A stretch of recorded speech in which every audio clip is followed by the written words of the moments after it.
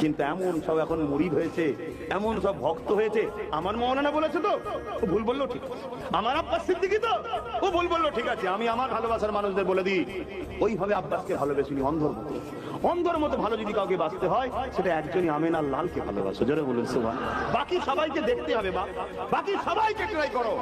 আমি আমার ক্ষেত্রে আমার ভালোবাসার মানুষদের বলে যাই, অন্ধ হওনি।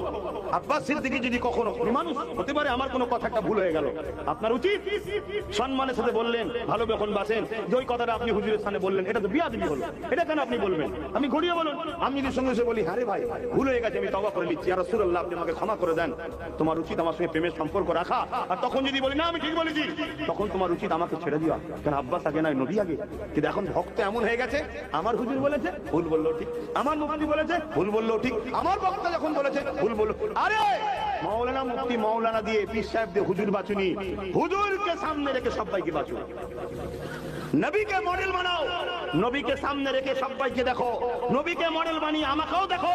আব্বাস সিদ্দিকীর কথাবার্তা, উঠা বসা, চাল চলনে হুজুরের বিরুদ্ধে যাচ্ছে না তো, হুজুরের সঙ্গে আমাদেরকে দূরে সরাতে চাইছে না তো, নবীর সামনে গুস্তাখি করছে না তো।